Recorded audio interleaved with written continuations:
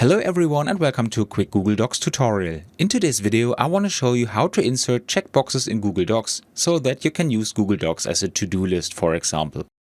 This is actually quite simple. First I open Google Docs and look for a place where I want to insert my checkbox and to-do list.